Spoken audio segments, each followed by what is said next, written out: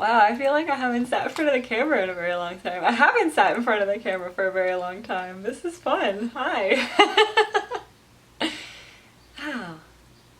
Let's get this started, shall we? Hey y'all, I'm Madeline Monahan, but you can call me Maddie. Welcome back to my channel, and please excuse the darkness behind me. I don't actually know why it's dark, because it's a beautiful, bright, sunny day today. I'm not sure what's going on back here. That's the fish tank, but besides that, I don't know what's going on back here. So I know I've been a little bit MIA from YouTube for a while.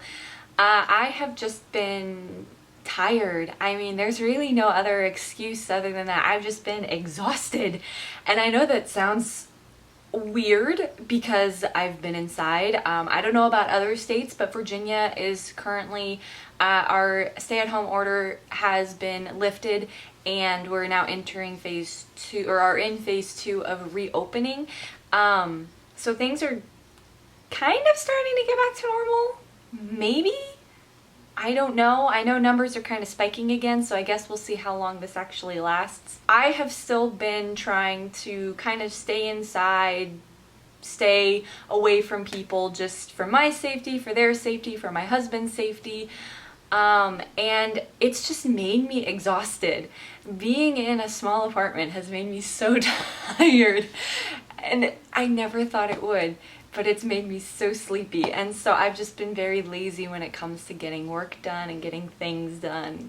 But I'm trying to change that. I'm trying to get up earlier, do things. I've been working out every single day, and that's been really helping with my mood. So I think once I get back into a routine of sorts, that laziness will go away and I'll feel a little bit more better, and hopefully I can go back to my regular schedule of videos. So fingers crossed, stick with me, bear with me.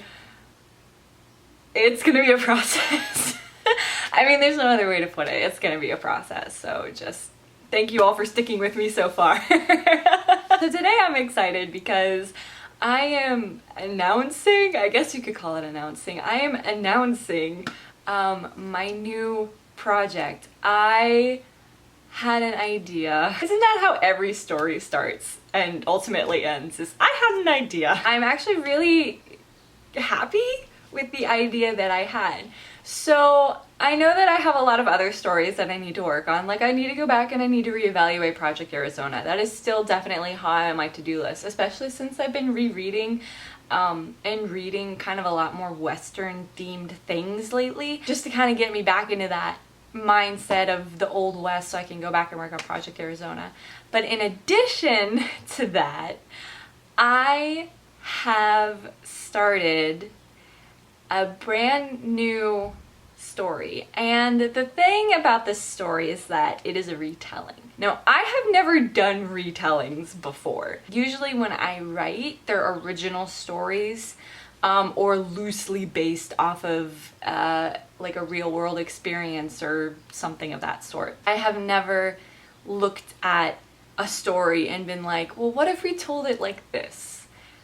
And so that is what I'm doing now. I'll tell you the origins of these thoughts before I go into a little bit more detail about what it is.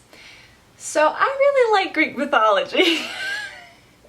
If that's not a dead giveaway, I don't know what is. Yeah, I've always had this fascination with mythology and really all kinds. I remember the first mythology that I really studied like in depth was Egyptian mythology, and I just loved how people used to tell these stories in order to understand why things were the way they were, like why the world worked the way it did. And they come up with these elaborate stories with all these really kind of cool and sometimes strange characters, and you know, all these people who are responsible for this event happening, or you know, and so it was just so fascinating to me as a kid. And then through Egyptian mythology I found Greek mythology, and then I can't really count Roman mythology because Roman is just Greek mythology with different names. Pretty much all the stories are the same. Not really much there, but like the Japanese mythology, I learned a little bit of Chinese mythology. Any civilization that is old enough to have mythology I have looked at one point or another. So then when I was in about 7th grade, I think, my friend recommended a book series to me. I was telling my friend that I had trouble reading, and she was like, well, you have to give this one series a try. You have to give at least the first book a try. And so I was like, cool, what's it called? And she's like, Percy Jackson and the Olympians, The Lightning Thief. So I was like, okay. So I, little 12-year-old Maddie's walking over to the store. Well, she didn't walk over to the store. She doesn't live that close to Barnes & Noble. So she's driving over to the store, but she's not driving because she's 12. So 12-year-old Maddie's being driven by her mom over to Barnes & Noble. The story's all over the place. I went all through the store. I even think I walked up to one of the people who worked there and was like, hey, do you have Percy Jackson? And they're like, yeah. They had a whole table set out for Percy Jackson. Should have been easy to find, but 12-year-old Maddie, what does she know? And so I found the first book and I picked it up and I was like, okay, I'll give this a try. Let's go. Let's see how this is. 3 days later, I'm back in Barnes & Noble buying the next 3 Percy Jackson books because the 5th book hadn't come out yet. So I went and bought 2, 3, and 4. I still go back and read Percy Jackson, and I love Percy Jackson. It is one of my, if not my favorite book series of all time. I love the original Percy Jackson novels, the Heroes of, or not the Heroes of Olympus, sorry, that's the sequels. Percy Jackson and the Olympians, there we go. I loved that he took Greek mythology and turned it into like an urban fantasy. I just loved the collision of mythology and reality and old world and new world and how he brought them together. This series also reinforced my love of Greek mythology. I think after that book I went out and bought a little encyclopedia on Greek mythology, and I was just learning about anything and everything I possibly could. I just was in love with it all over again, and I get like that with mythology. I love the stories. I love the stories, and I love how they've survived so many years and they're still being told today. A few weeks ago, my mother-in-law wanted to borrow Percy Jackson. She'll text me or she'll call me or she'll, whenever I see her, she'll be like, she'll start talking to me about the book. She's like, okay, so they're here and they're on the Ark in St. Louis and all this stuff. And she, and it's really fun to talk to her about it and see her get excited about it. And I think she was asking me about the underworld. Do you guys see where this is going? And it sort of got me thinking a little bit about, his story, because we don't really know much about Hades besides, he's, Lord of the Underworld. She was asking me about the changing seasons, and so I kind of just gave her the quick rundown of the story of Hades and Persephone and Demeter. And it got me thinking, we don't really know much about Hades, but we know even less about Persephone. This idea started festering in my mind. What is Persephone's story? Where did she come from? What did she do? What was she the goddess of before she became queen of the underworld? What was Persephone doing? That then turned into this idea of telling Persephone's story from Persephone's perspective. That is the long way of saying I am doing a retelling of Persephone's story. Oddly enough, I actually have a working title for it. I am calling it, as of right now, we'll see if this name sticks, but I am calling it Pomegranate Steps. I do also call it Project Persephone. Doesn't that give away what it's about?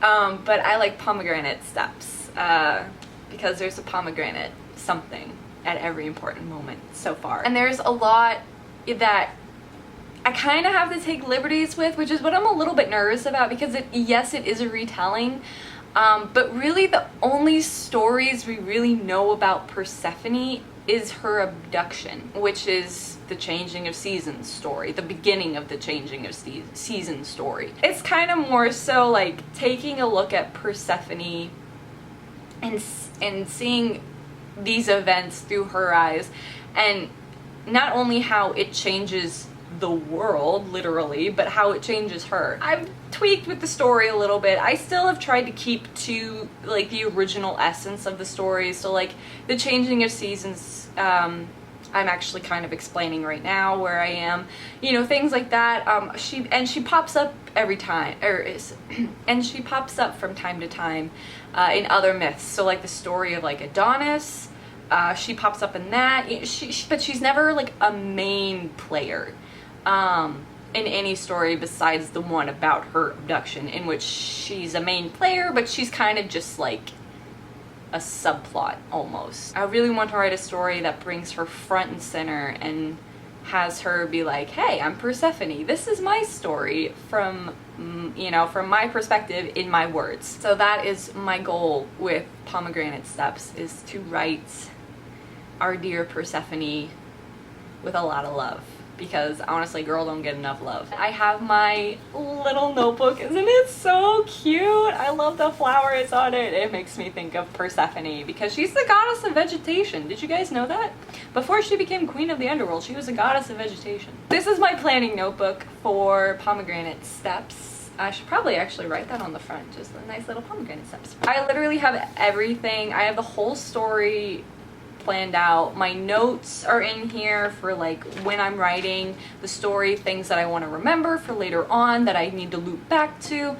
And so I'll just kind of go through it, and you know, I won't give too much away because that's spoilers, but I'll show you guys just like little bits of how I'm planning it, how I've outlined it, how I'm writing it, and I'm really excited about this story, you guys. Like you know, there was a part of me that was like, I felt like I was cheating because I was doing a retelling as opposed to an original idea. But a retelling is an original idea. So there's a lot to a retelling that is very original. And so telling myself that and realizing that has really kind of helped me push forward on this project. And I don't feel like I'm cheating by telling a retelling. Telling a retelling. She tells a retelling by the telling. So I'm interested to know if any of you guys have ever tried to do a retelling before, if you have done a retelling before, and what that retelling was, or if there's a story that you really like, if you could retell it from anyone's perspective or change one thing about it that changes the whole course of the story. What would it be? Go ahead and leave a comment down below. Hit that subscribe button if you want to see more Persephone. And I will see you guys in my next video. Bye! I don't know why I always sing bye at the end. I can't just say bye like a normal person. It's either bye or goodbye!